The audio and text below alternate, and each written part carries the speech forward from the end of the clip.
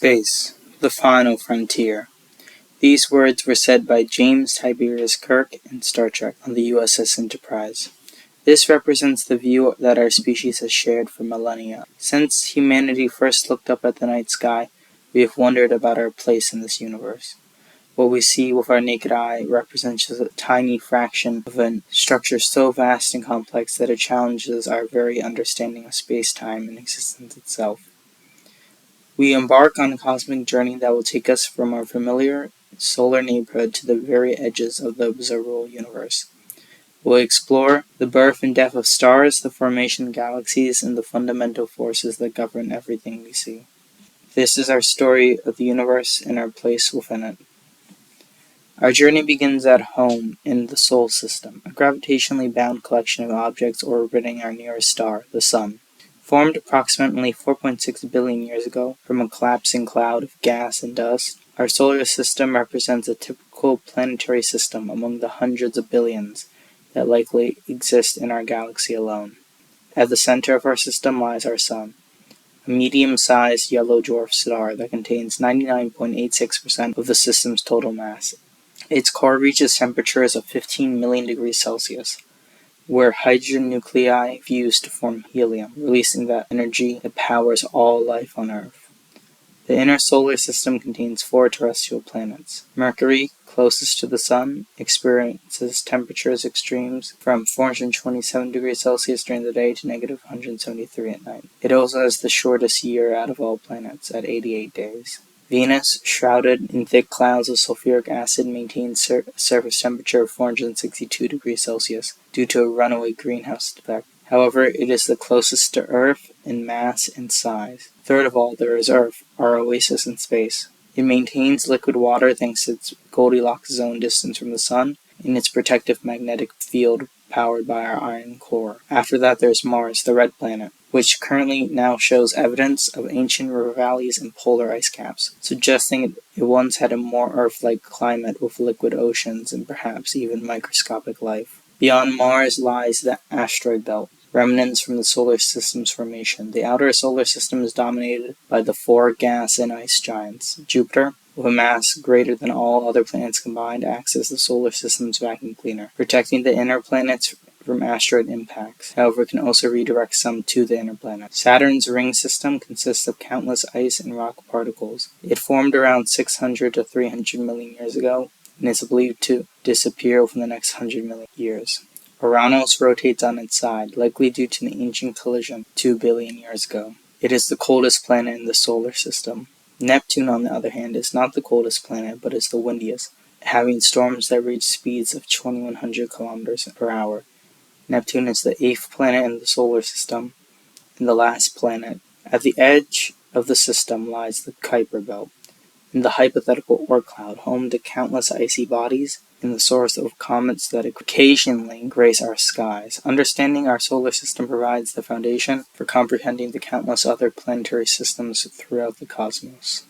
Our solar system is just one of an estimated 400 billion star systems within our galaxy. This vast spiral structure stretches 100,000 light years across and contains not only stars and planets, but also nebulae, star clusters, neutron stars, and at its very heart, something far more powerful and mysterious which binds it all together.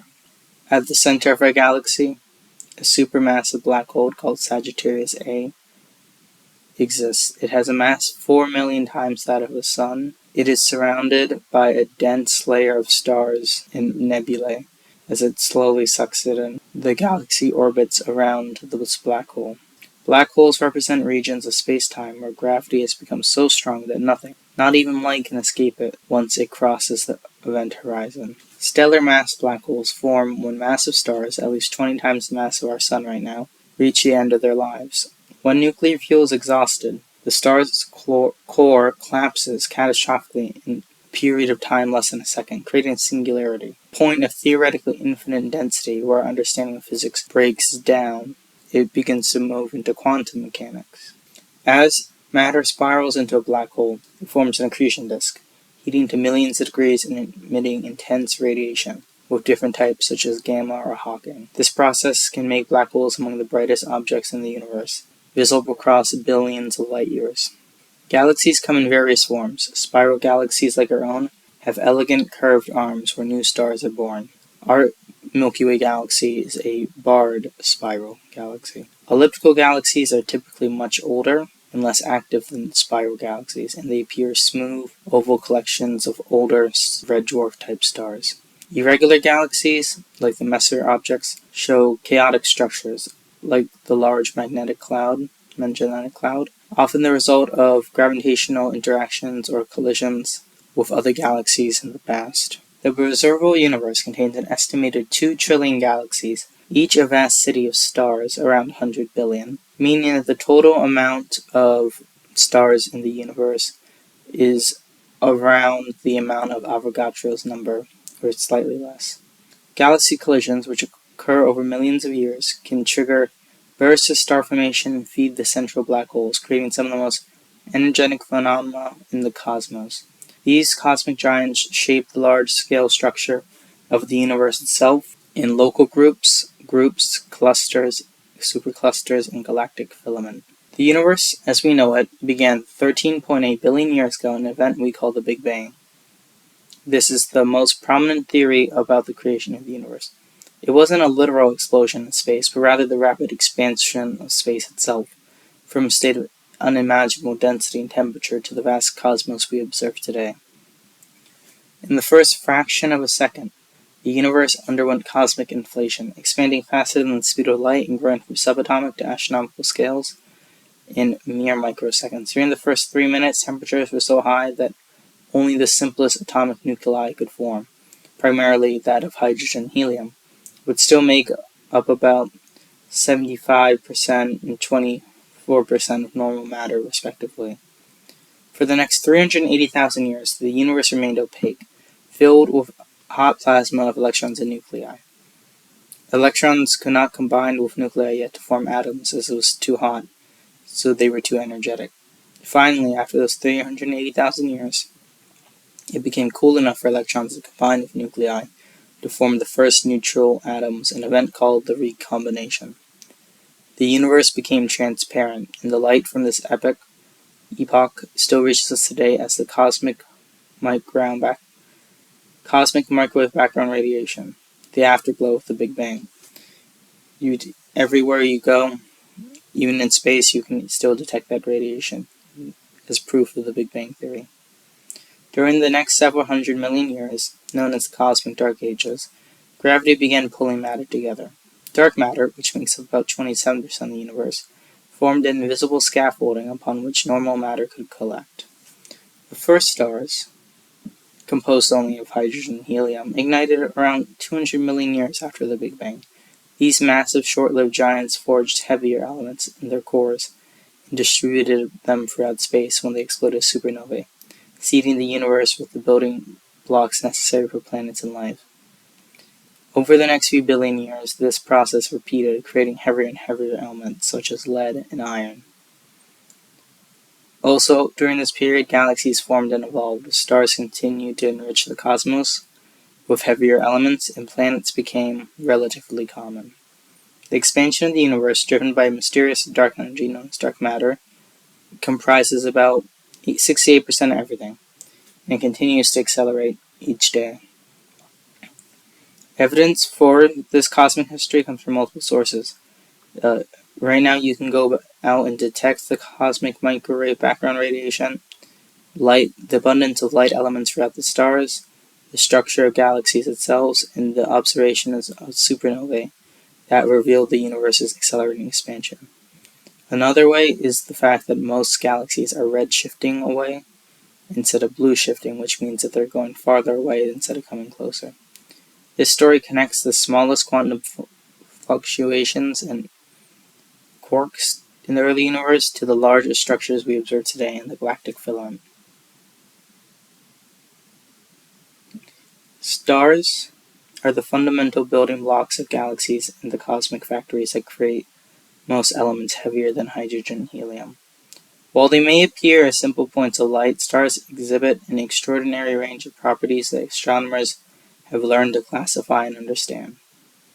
All stars begin their lives in the same way, as collapsing clouds of gas and dust in a nebula, However, the initial mass of these forming stars determines almost everything about their subsequent lives, from their color and brightness to how long they will shine and how they'll die eventually. Stellar masses range from about 8% of our Sun for the smallest red dwarf stars to over 100 times the mass of our Sun for the most massive blue supergiants. A star's mass determines its core temperature, which in turn controls the rate of nuclear fusion and the star's luminosity, or total output, or brightness. The heaviest and biggest star currently that we know of is UI Scuti. In the early 20th century, the astronomers Einar Hertzsprung and Henry Norris Russell independently discovered a fundamental relationship between stellar properties. The Hertzsprung-Russell diagram, or HR diagram, plots stellar luminosity against surface temperature, revealing distinct patterns in stellar populations. The most prominent feature of this is the main sequence, a diagonal band running from hot luminous blue stars in the upper left to cool dim red stars in the lower right. About 90% of all stars, including our Sun, spend most of their lives on the main sequence, steadily fusing hydrogen into helium in their cores. Above the main sequence lies the giants and supergiants, stars that have exhausted their core hydrogen and expanded to enormous sizes while cooling their surfaces. Below the main sequence are white dwarf stars. These hot, dense cores were left behind when low-mass stars shed their outer layers, as that's what's going to happen to our Sun in the future. A star's surface temperature determines its apparent color. All stars are actually white, but while we see them through the atmosphere and analyze them, they appear different colors. The hottest stars glow blue-white at temperatures above 30,000 Kelvin, while the coolest red dwarfs have a temperature of only 3,000 Kelvin. Our Sun, a yellow class star, has a surface temperature of 5,800 degrees Kelvin. It appears yellow-white. The HR diagram becomes a powerful tool when combined with distance measurements. By comparing a star's apparent brightness to its known luminosity, astronomers can determine stellar distances and ages, map the structure of our galaxy, and understand stellar evolution across cosmic time. The life cycle of a star is one of the most fundamental processes in the universe, directly responsible for creating and distributing the elements that make planets and life possible. Without it, there would be no life on Earth, as planets and solar systems would not even exist. Every star's fate is sealed at birth by its initial mass, leading to dramatically different evolutionary paths, depending on how much the star weighed. Stars are born in stellar nurseries, large, ginormous molecular clouds where gravity overcomes gas pressure, causing the regions to collapse and heat up into protostellar disks. When the core temperature reaches 10 million Kelvin, nuclear fusion ignites, and a new baby star begins its main sequence lifetime. During this phase, the main sequence, stars maintain a delicate balance between the outward pressure from nuclear fusion and the inward pull of gravity. Low-mass stars, like red dwarfs, burn their fuel so slowly that they can shine for trillions to around 100 trillion years tops. About 6,000 times longer than the current age of the universe at 13.8 billion years. So most of these stars are still in what we would consider like the baby phase of their life. Medium-mass stars, like our Sun, will spend about 10 billion years on the main sequence. Our Sun's about halfway through its lifespan when it comes to the main sequence, and will become mostly uninhabitable by 1 billion years in the future, due to the Sun expanding ever slowly during this period. As hydrogen fuel depletes in its core, the star will expand and become a red giant, eventually growing large enough to engulf the inner planets. Our Sun will reach this final phase of its life in approximately 5 billion years, and then it will expand to the orbit of Venus or Earth, engulfing all of the inner planets except Mars.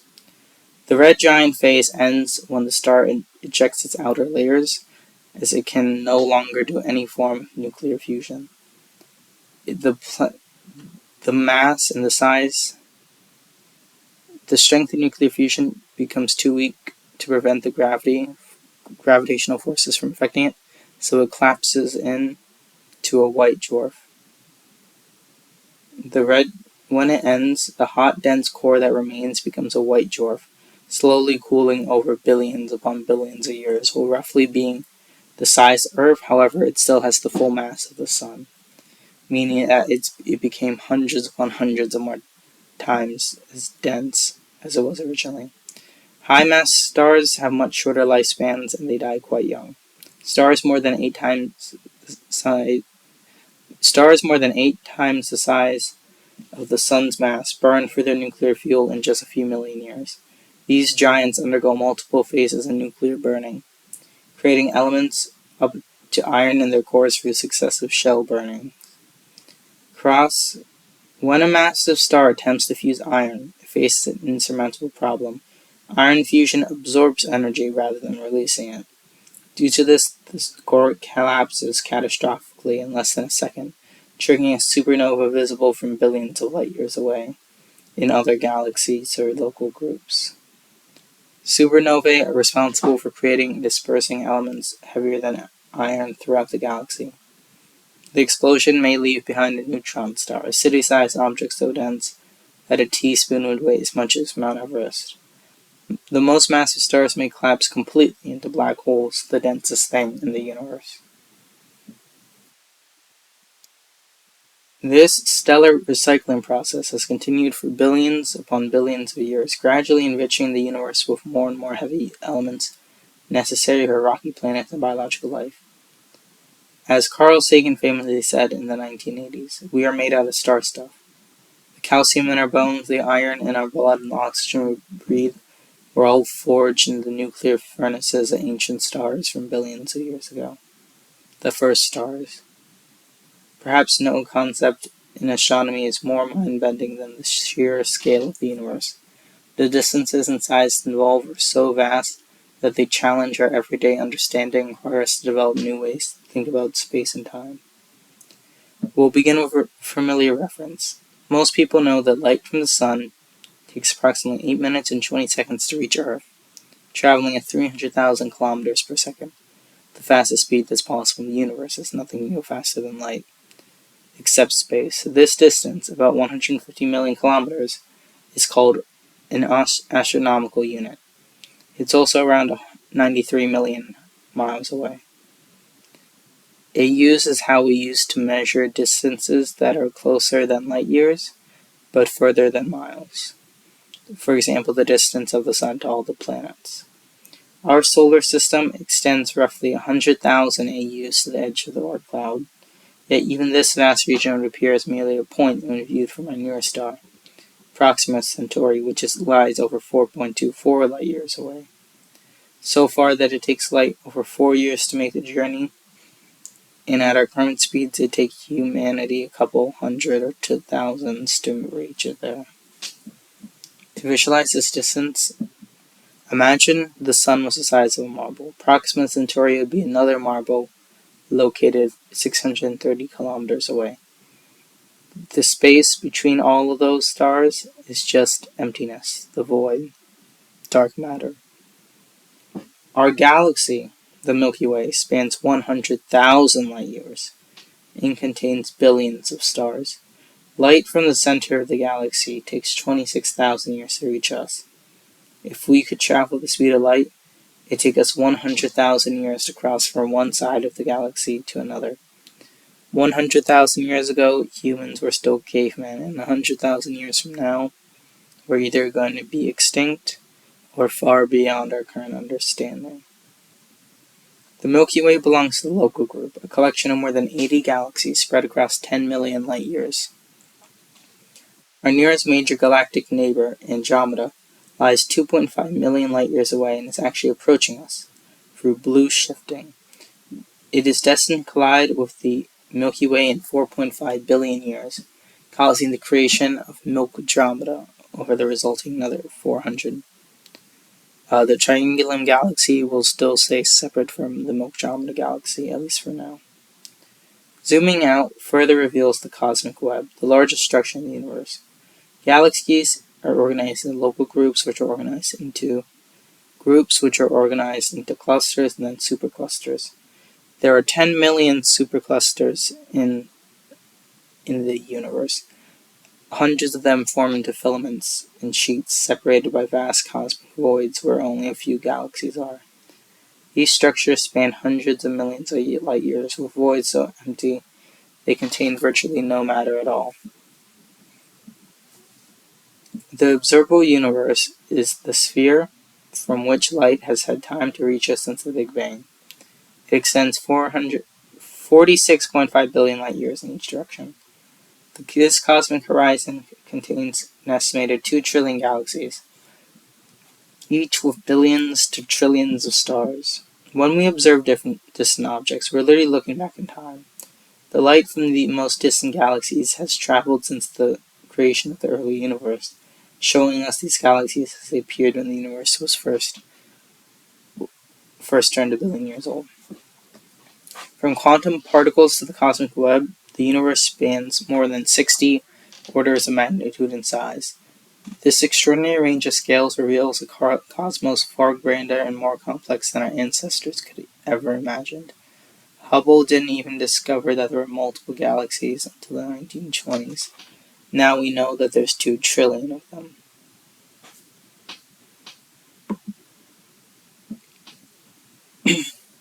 Johannes Kepler, in the early 17th century, revolutionized our understanding of planetary motion with 3 elegant laws that describe how objects orbit in gravitational fields. These laws not only explain the motions of the planet in our solar system, but provided the foundation for understanding orbital mechanics throughout the known universe. Kepler's first law states that planets orbit the Sun not in circular orbits, as previously believed, but elliptical orbits. That is the shape that forms when you grab both sides of a necklace and just let it hang. An ellipse has 2 focal points. In our solar system, the Sun occupies one focus while the other remains empty. This discovery shattered the ancient notion that celestial motion must be perfectly circular. The second law, often called the law of equal areas, describes how orbital speed varies. A line connecting a planet to the Sun sweeps out equal areas and equal time intervals. This means planets move faster when they're close to the Sun and slower when they're farther away. Earth, for example, moves fastest in early January when closest to the Sun, not in June as most people think. These seasons are not affected by how far the Earth is from the Sun, but the tilt of the Earth itself. Mathematical demonstration of the relationship between period and distance shows Kepler's third law. Kepler's third law reveals a precise mathematical relationship between orbital period and distance. The square of a planet's orbital speed is proportional to the cube of its average distance from the Sun. This law allows astronomers to determine unknown orbital characteristics if they know others. 50 years later, after Kepler, Isaac Newton explained why Kepler's laws work through his theory of universal gravitation. Newton realized that the same force causing apples to fall also keeps the planets in orbit and the moons around. Newton's law of universal gravitation states that every particle in the universe attracts every other particle with an equal force.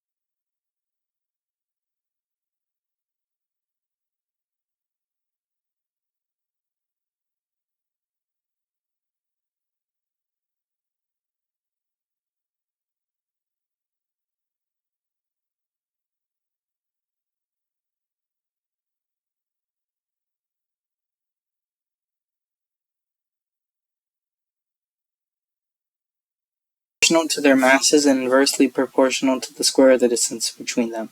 This simple equation explains phenomena from falling objects to galactic dynamics.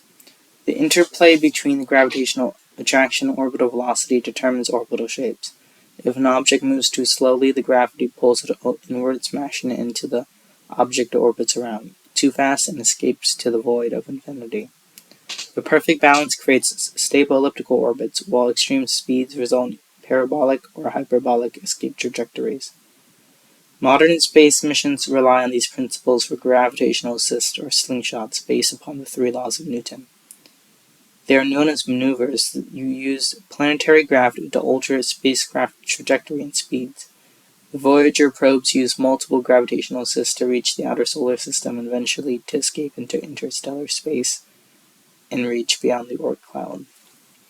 Kepler's laws apply far beyond our own solar system. Binary stars orbit their common center of mass following elliptical patterns, and one does not orbit around the other.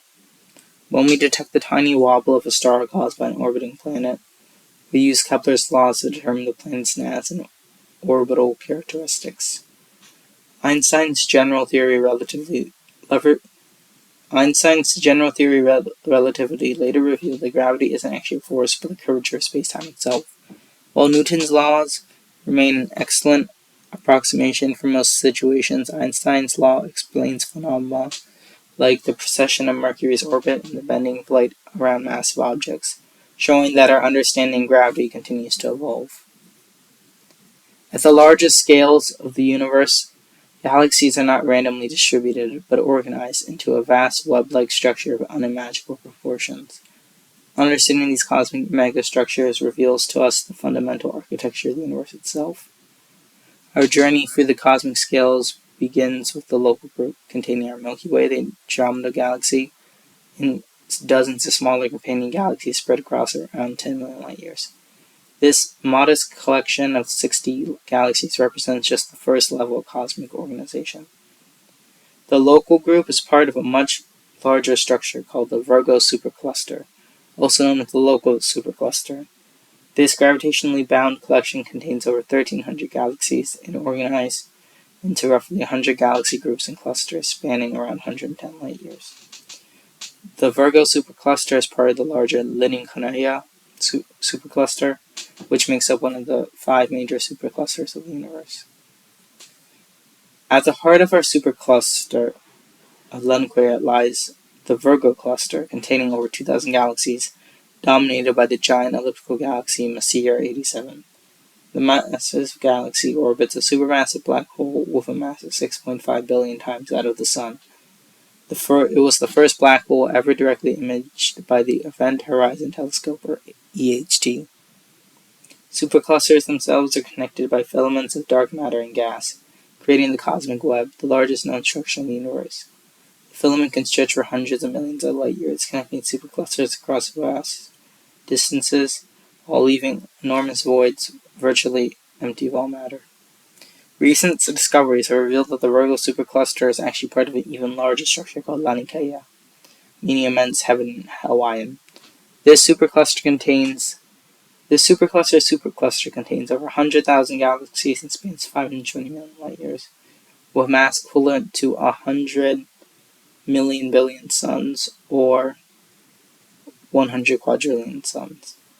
All galaxies within the Laniakea are flowing towards a gravitational anomaly called the Great Attractor, a region of space containing several massive galaxy clusters. This cosmic river of galaxies moves at speeds of 100 kilometers a second, demonstrating gravity's influence across the entire known universe on cosmic scales. Beyond Laniakea lie other massive superclusters, the Perseus-Pisces supercluster, Hydra Centaurus, and Shapley, which each contain thousands upon thousands of galaxies. Shapley, located 650 million light years away, may be the most massive concentration of galaxies in the known universe, even over our own Virgo and Laniakea. These vast structures formed through billions of years of gravitational evolution, tiny density fluctuations of the early universe by a few quarks, which are still visible today and cosmic background radiation, grew over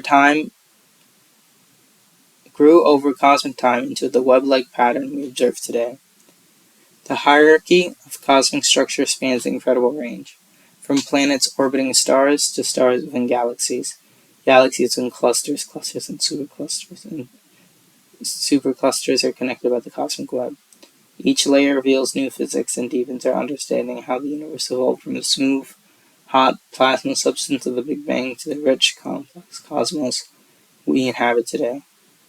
At these larger scales, we approach the limits of the observable universe itself, where the cosmic web extends to the very edge of what we see, connecting us to the most defined galaxies whose light has traveled over 13 billion years to reach us. Our cosmic journey has taken us from the familiar realm of planets and stars to the mind-bending scales of superclusters, the cosmic web, and galactic filament. We witnessed the birth and death of stars, the formation of galaxies, and the evolution of the universe itself from the Big Bang to the present day. The next time you look up the night sky, remember that you've just seen the tiniest fraction of a universe containing 2 trillion galaxies, each with billions of stars, many of their own systems. You're looking at light that has traveled for years, decades, or even millions of years to reach your eyes. We are part of something far grander than our everyday experience suggests. We are members of the cosmos, made of elements that were forged in the ancient stars, living in another planet orbiting one ordinary star among the 400 billion that inhabit this galaxy. The universe continues to reveal its secrets through the work of astronomers and technologies they employ. Each discovery adds another piece to the puzzle, helping us understand not just what's out there, but our own origins and place in this cosmic tapestry. Our journey through the cosmos never truly ends. It only deepens our sense of wonder at the universe we call home. Goodbye.